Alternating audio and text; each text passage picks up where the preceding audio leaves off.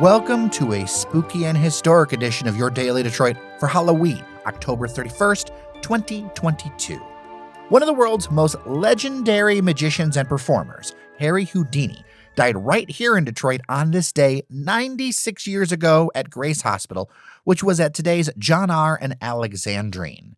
To talk about Houdini, his performances in the city, and the debate around his early demise, an expert on all things Houdini, John Cox. Then I'll send you out the door with 3 things to know today. I'm Jer Stays. Thanks for spending time with us, and let's get started.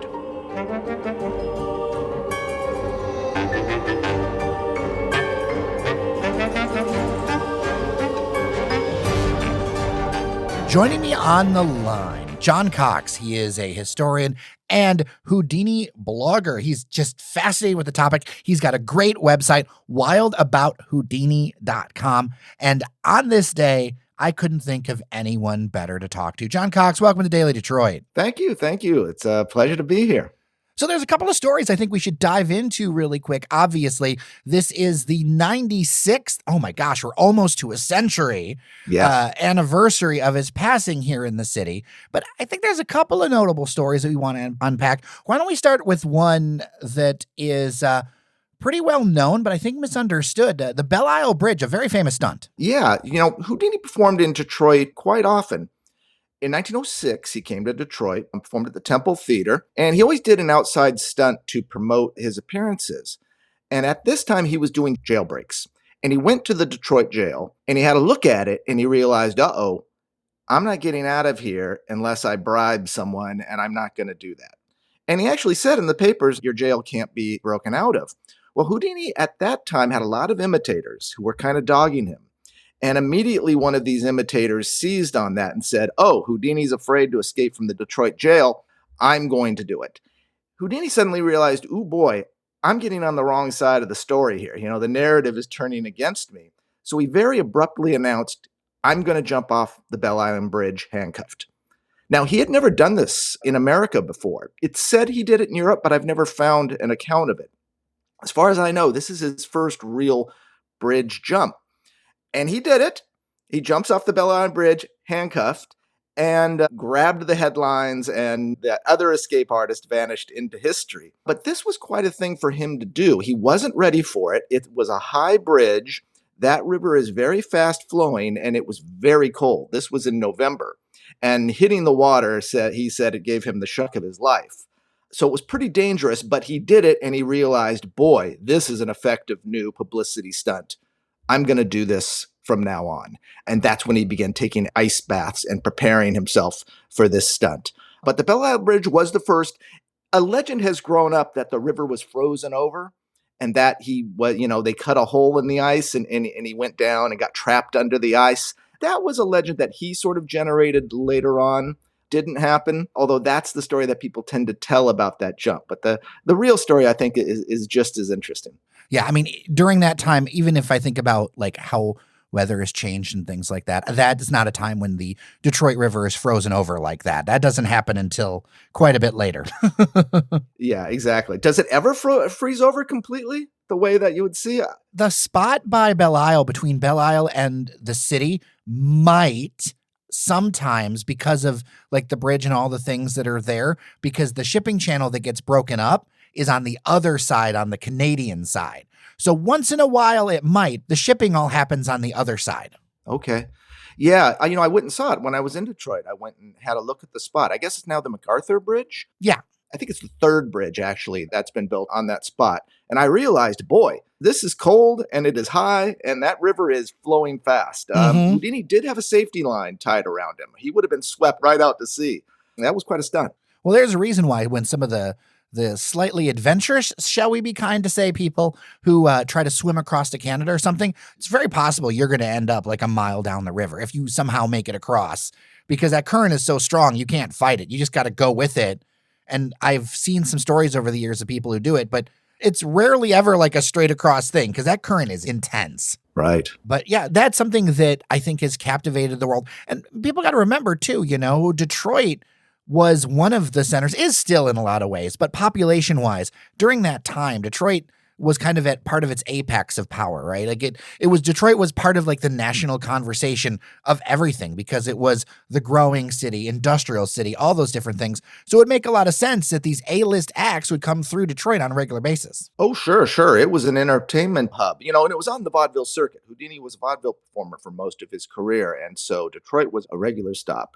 Another stunt he did that I don't think is as well known in Detroit was that he did his suspended straitjacket escape. When he would be put in a straitjacket and suspended from a high building.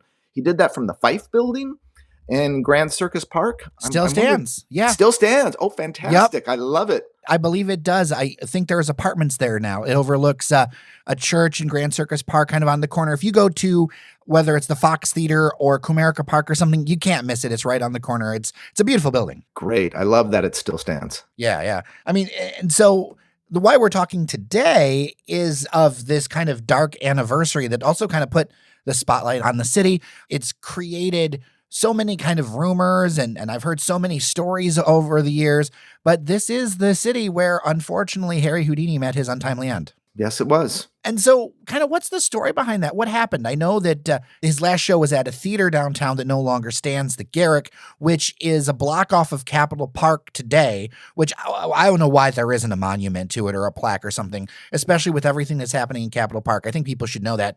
Really neat history, but kind of what was the run up to this? What happened? Well, what happened was Houdini was touring, and at this time he was touring with a full evening show made up of magic escapes and exposing fraudulent spirit mediums. He had brought the show to Montreal, and when he was in Montreal, he invited some students from McGill University to come and visit him backstage. One of those students, J. Gordon Whitehead, was a little bit of an oddball, and in the course of their conversation, Whitehead asked him, "Is it true that you can be punched in the stomach and withstand the blow?" Houdini said, "Yes, that's true." Houdini was laying on his dressing room cot at the time. He had broken his ankle, so he was just sort of relaxing. Whitehead took this as an invitation and came in and began hitting Houdini hard in the stomach several times. It hurt.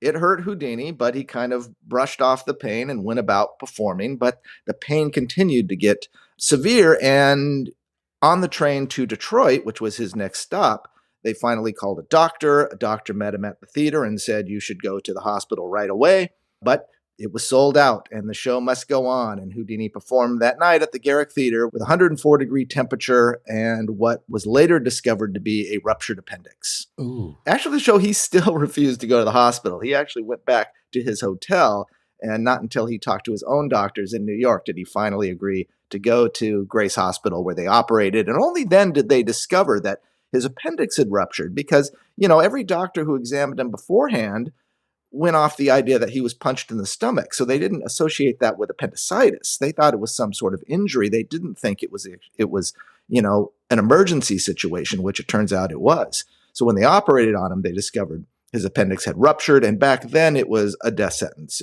Peritonitis sets in and there was no way to effectively fight infection at that time. But he lingered. He lingered for a week and then finally died on Halloween. Wow. Wow. Do you think it was the violence of the injury, or do you think it was maybe at the same time, but maybe not caused? Do you have an idea to that? Well, people love to debate that. That is the point of debate. The doctors concluded that it was traumatic appendicitis, that was rare, but it appeared that the punches did rupture his appendix. People today say medically that just isn't possible. You would need to have appendicitis, and it was probably all just a terrible coincidence that he was punched at this time when the appendicitis was coming on, and it made him, not focus on the pain. Had the pain just come out of the blue, I think he would have gone to the hospital sooner, but the punch sort of masked it. But there's a debate. There's a debate about it. Why do you think maybe he pushed so hard through to perform? Was it just his drive to show off to the people, because he was a showman? Yeah, he worked through pain a lot. The things he did caused him injuries, caused him pain. He wouldn't cancel a show for anything. And I think that's maybe true of a lot of performers who will, have a terrible flu, but they will still perform if they can.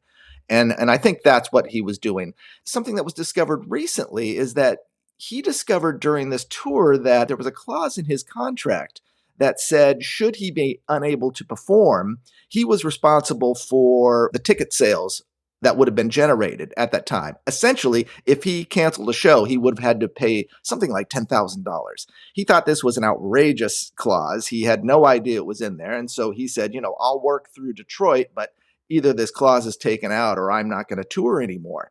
So who knows? That might have been in the back of his head too. I mean, talk about, several things hitting at once. He's feeling sick and he's realizing, I've got this clause. I mean, I'm not going to the hospital unless I'm dying. Well, turned out he was dying. Quite literally. So you followed Harry for a long time. And what about his personality or things he liked, would draw him to a city like Detroit? Well, Detroit was a big city. It was an entertainment hub. The police and press were very agreeable in allowing him to do these spectacular outside stunts and covering them well. From the beginning of his career when he was working dime museums, the Wonderland Museum there was always welcoming. So it was a great city. It was a bustling city, and he was always a hit there.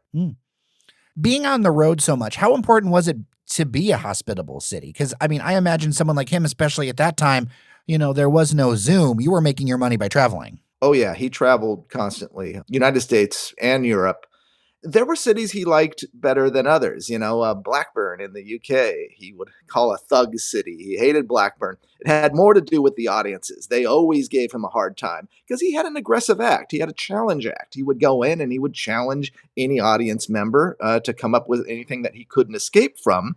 And some cities treated him better than others. And Blackburn in particular was a tough city. They wanted to hold Houdini, so he went through some ordeals there. I think as far as cities go, he seemed to really enjoy audiences in general. He always won over audiences. I think it had a lot to do with the city officials, how cooperative they were. In New York, he could not get permission to do a lot of these outside stunts. They were just like, we're not having you snarl our traffic.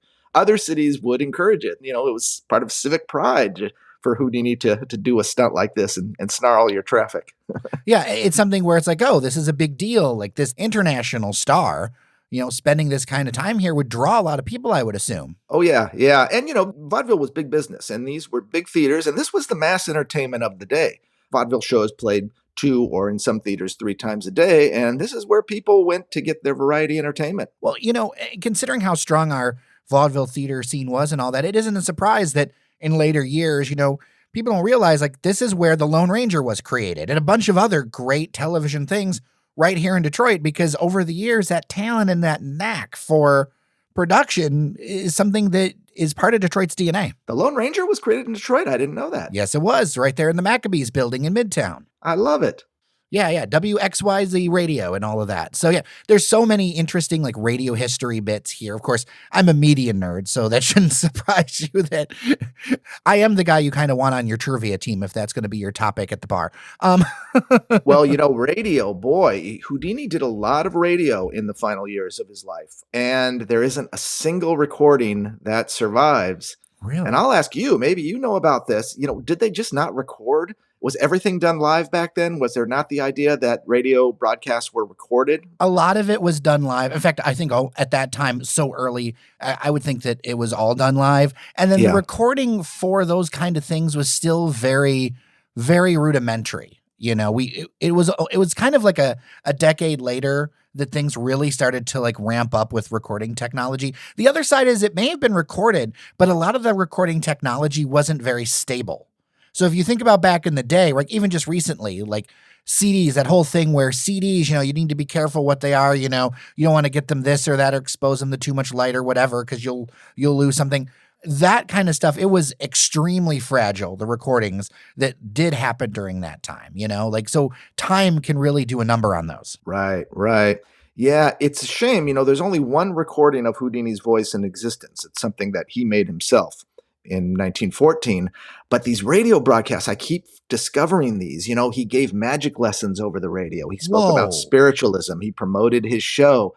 Oh, to hear just one of these would be amazing. Well, our listeners are awesome, and they have come up with some amazing stuff over the years. So if somebody happens to have something tucked away, please share it, because that would be absolutely, absolutely wonderful. It's amazing what sometimes people have in some crate somewhere, and they knew they have it, but they just didn't think about to share it. And that would be absolute. I mean, I'm a big fan of old time radio myself. It would be amazing to find. Or if someone knows of an archive on my website, I've got a post where I've been, just putting up all the different broadcasts I find. So I've got them all, where they were, when they were. If someone knows how to look that stuff up in an archive, that would be an amazing find. That would be big news. So who knew on this Halloween that we'd be giving our listeners homework? Well, when I meet someone that seems to have an area of expertise, I immediately apply it some way of like, oh, I've been trying to find this. Well, before I let you go, you do this wildabouthoudini.com. You've written all these things. You keep up with all the events. At first I was like, I wonder if this is a site. No, it's completely live and everything's happening. What drew you to be so passionate about this topic? Boy, I became obsessed with Houdini as a kid. When I was about 10 years old, I saw the old biopic Houdini starring Tony Curtis and Janet Leigh. I don't know if you've ever seen that. It aired on television quite a bit in the 70s and 80s. It sparked the interest in magic for a lot of people, and it certainly grabbed me. I just thought, this is fascinating. I wonder how much of this story is true. I'm going to go and get a book about him. I'm going to, do a little research. And from that day to this, I've just been on this never-ending quest to learn as much about Houdini as I possibly can. And so what kind of resources can someone find on the site if they're looking to do more? Because, I know you can always look for movies and things like that, but what would you find on the site for people? Well, gosh, it's a blog, so it's really just daily posts. I've done my best to organize it, though. I've got menus, so hey, if you're interested in Houdini and radio, there's a tab that you can find of all the posts I've done on Houdini and radio. If you want to learn about his movies, there's certainly that. Spiritualism, I've tried to organize it with tabs and menu drop downs. Any area of Houdini's life that you want to, that you have an interest in, you can dive into and spend a lot of time going through all the minutia, because that's the thing. I do have some general stuff up there. I've got a general biography. I've got a frequently asked questions. You can hit those. My thing is I love to deep dive into certain stunts. I love to get into kind of the minutia, uncover that stuff that hasn't appeared in any book. That's just really fun. All right, I'm looking at these escapes. What is your favorite escape? My favorite escape. Gosh, choosing a favorite is hard, but when it comes down to it, his water torture cell was really his masterpiece. Usually it's the favorite or considered the best. That's when he was turned upside down and lowered into a tank filled with water and the stocks were locked to the tank. It's just a masterpiece, and it has everything. It's a stage escape, but it's an underwater death-defying escape. It's visual. You can see Houdini through the front of the glass. He just seemed to bring it all together with that, and that escape is it's perfection. John Cox, thank you so much for your time on Daily Detroit. I really appreciate you. Thank you. This was a lot of fun.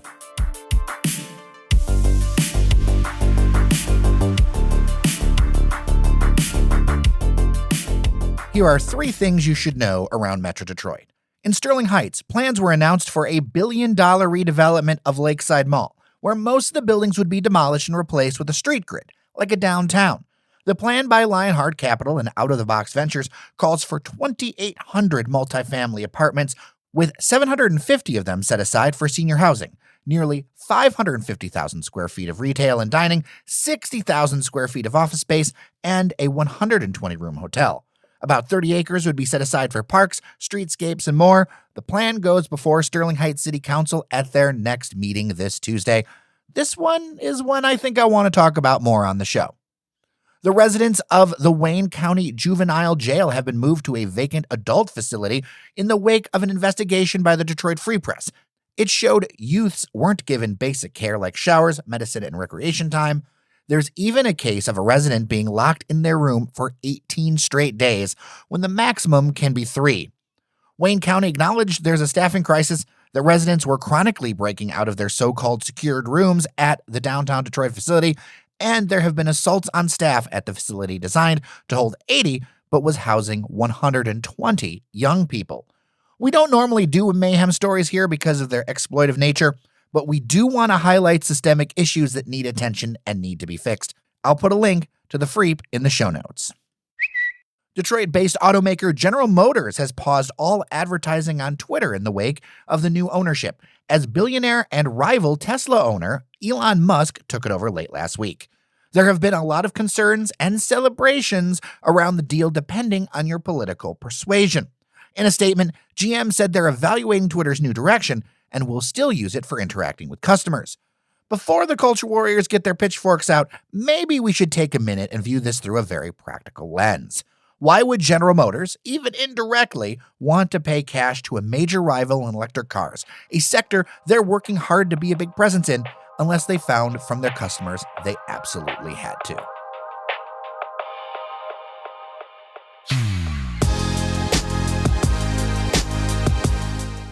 All right, we've been going up in the Apple chart, so if you could tell a friend about the Daily Detroit podcast, it would be great, or leave a 5-star review. Hundreds of daily podcasts have launched since we started, and let's get back into the trending chart together, beating out shows with far more finances and serving bigger regions. Because of you, our podcast and newsletter is the little engine that could. Thanks so much for listening. I'm Jer Stays. Remember that you are somebody, and I'll see you around Detroit. We'll talk tomorrow.